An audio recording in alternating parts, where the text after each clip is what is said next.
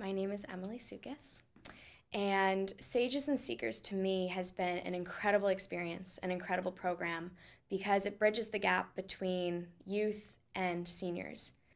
Once upon a time, the elderly used to be the keepers of our history and were seen as something to be idolized.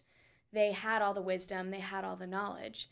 They're not as valued or respected, and I think society doesn't see them as tools for knowledge and education. I mean, how many people do you have in your cell phone that are over 70 years old that you text on a regular basis? That just doesn't happen in today's society. And for me to be able to now walk down the street and look at someone who's 70 plus years old and know that I could connect with them on any level is just the greatest feeling in the world. I'm Drew Santoro, and I think my favorite part was just getting to know Evelyn. She just was the sweetest woman I've ever met, and it was really amazing to get to know someone in a personal sense who was so different from me and who I never would have had an opportunity to get to know otherwise. So there was things that I learned from her that I don't learn in my classes. Even when you learn about the subjects, she had a lot, like a personal thing to add to it. And she was one of the oldest sages, so she knew about everything and had something to say about everything that happened in history. If there was one piece of wisdom that I took away from Evelyn, it was just to be aware of what's going on around you, because that's what becomes history. Like, I was asking her all these questions about the Depression and what it was like during this time and that time, and then when I just stopped asking questions and I was like, tell me something really cool that you did. And she was like, oh, well, I went to the March on Washington with Martin Luther King. And you're like, okay, that's really cool. To her, that was just something she did. But to me, that was a major piece of history and she got to experience it. I'm Maggie McGuire, my sage, John. And at first it was a little bit scary because it felt like we didn't have a lot in common, and it felt really, awkward almost and a little bit pushed because, he was an older man from a different generation and I'm a young girl, and it was a little overwhelming. But then once we got to talking, it felt like we had a lot more in common because he was so good at telling stories.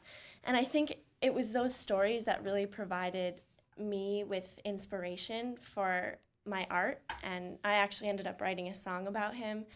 So he was shy and I was shy, so then when we were able to talk and come together and just be ourselves, that was the greatest part of it. And you can use that in any part of life, I think, when you're meeting anybody, no matter how old they are or where they're from or what they're doing. My name is Eric Ibarra. In this program, my favorite part was probably the experience we had with just talking. It gave me the opportunity to have an hour and a half every week where we talked. And you could talk about life, you could talk about what show you were doing, what book we read, what piece of artwork we saw. And it was there was no reservations, there's no judgment, and he would give you his honest opinion about it. And I think that was probably my favorite part, knowing every week that if I had something I needed to talk about, I could go down. It wasn't like therapy. It was, we learned about his life, we learned about who he was, but we also just had the opportunity to understand how there are people out there who maybe aren't what one would consider to be part of one's own, your age group, or I'm interested in theater, other theater goers.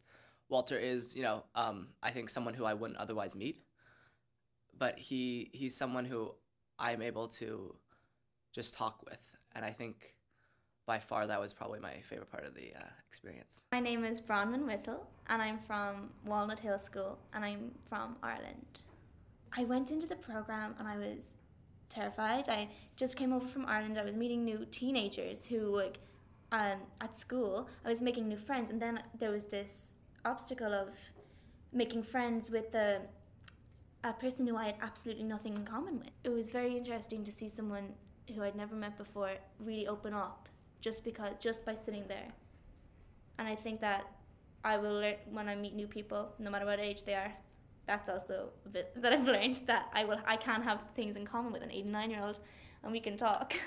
And there was actual relationships formed, and organically, even in a very unnatural way, like sitting down and literally like an interview, but you make these real relationships.